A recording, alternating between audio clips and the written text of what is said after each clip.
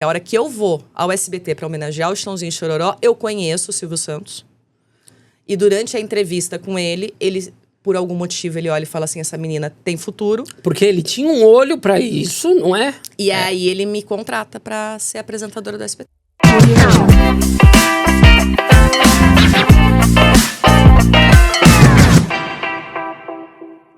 Eu falei no início, você realizou o sonho de muita gente, realizou mesmo. Eu tive o sonho de Cinderela, né? Você teve. Eu tive o sonho de Cinderela. Foi muito rápido. Foi. Não é?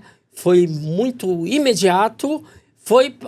Parece coisa de sonho mesmo. O meu irmão fala que eu vivi, quando eu era criança, o que as pessoas demoram a vida inteira pra construir. Exatamente. Exatamente. Você ainda muito menina, as coisas aconteceram assim, o que gente batalha a vida toda pra conseguir. Aí, por isso que eu acredito muito no universo, eu acredito muito em destino, eu acredito muito em conexão energética, que o que você se conecta, o negócio atrai, porque assim, não tinha como.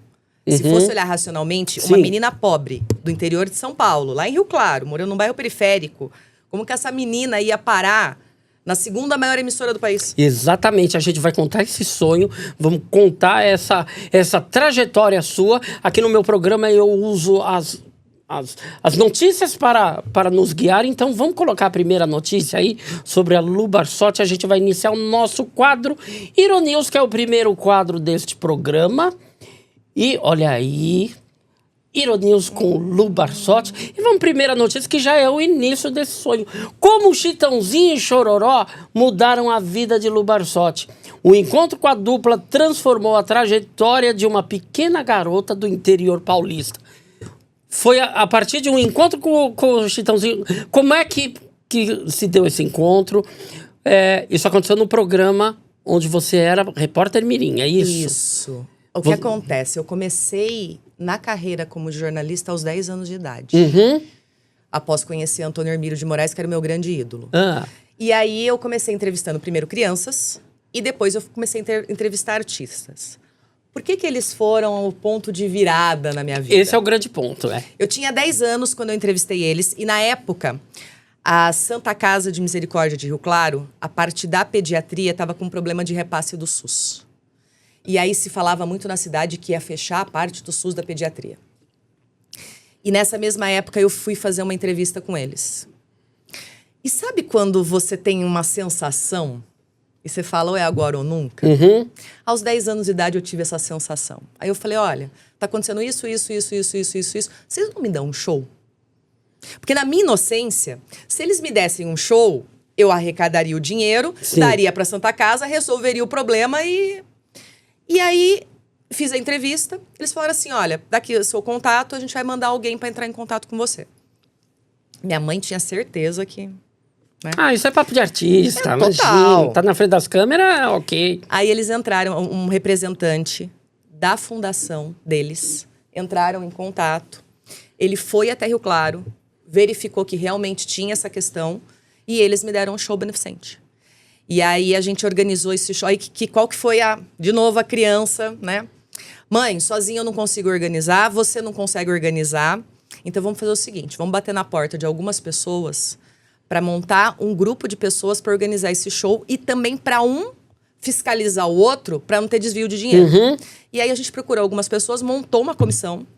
Nossa, a gente fez um show-jantar, a gente conseguiu o clube de graça, a gente fez um show-jantar, a gente conseguiu o buffet, a gente conseguiu tudo. Convite, tudo. E aí realizou esse show. Arrecadamos o dinheiro foi, reformou a pediatria, comprou equipamentos, inclusive para uma UTI neonatal, foram fazer a inauguração, agradeceram Deus e todo mundo e não falaram nada de Chitãozinho e Chororó.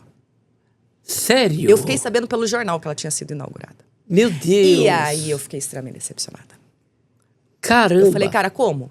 Pô, o dinheiro deles que foi tipo exatamente, assim, sei lá, 100 mil, com eles a gente pegou 80 e não fala nada, né? E aí eu parei. Na época eu fazia rádio, TV e jornal. Eu parei de fazer os três. Essa entrevista, eu quero entender essa entrevista com o Chitãozinho. Era pra TV local? Então, Rio Claro? eu fazia os três. Então a entrevista era pra minha coluna no suplemento infantil e para a TV local. Certo. Então eu fazia... E aí eu participava de um programa de rádio, Clube da Criança Cutico, onde eu aprendia o ofício. E aí eu fiz a entrevista com eles, continuei durante um bom tempo fazendo ainda, mas aí depois de uns anos, quando inaugurou, eu falei, não quero mais. Só que o que eu não imaginava era que muitas pessoas gostavam do meu trabalho. E aí essas pessoas começaram a mandar carta pro Em Nome do Amor, no SBT, contando a história e falando pra eles que se eu tivesse a oportunidade de agradecer o Chitãozinho e Chororó, eu ia voltar a fazer o rádio, a TV e o jornal.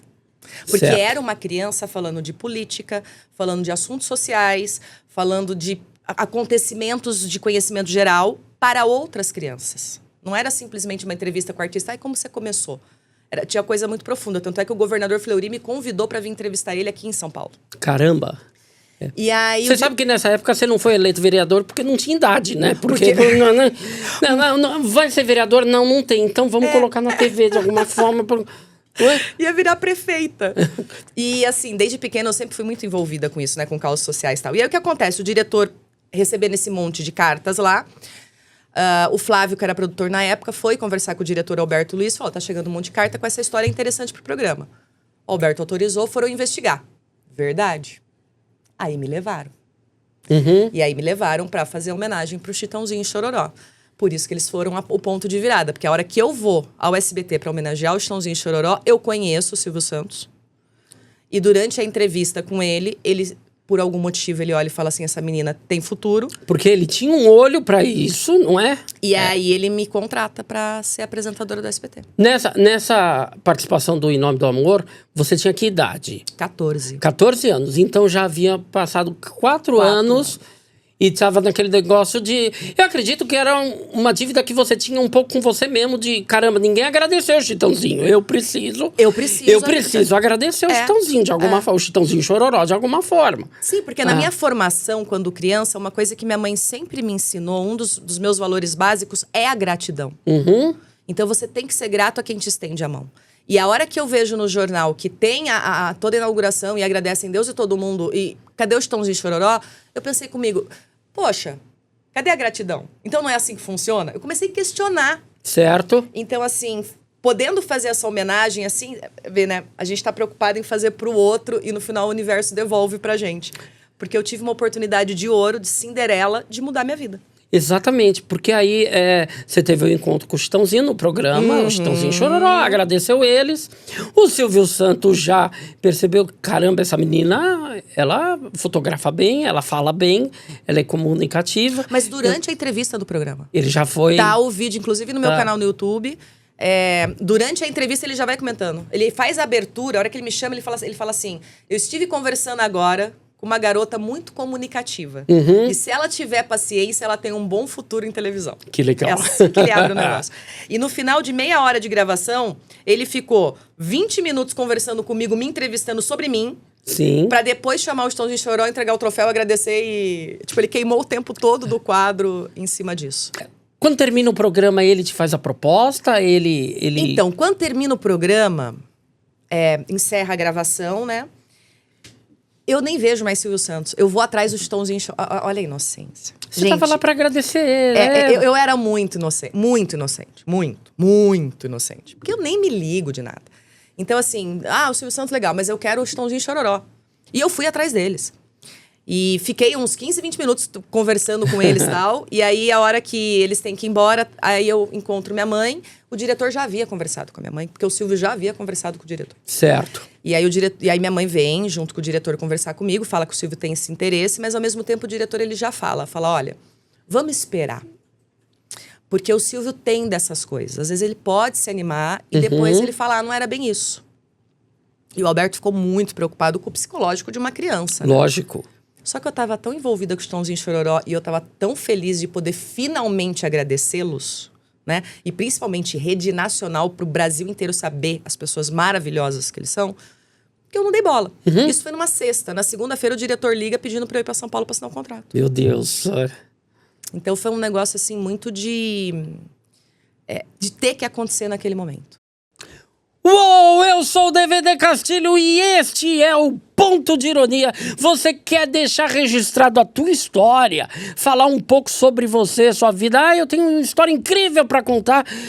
Quer divulgar a sua empresa, lançar o seu produto?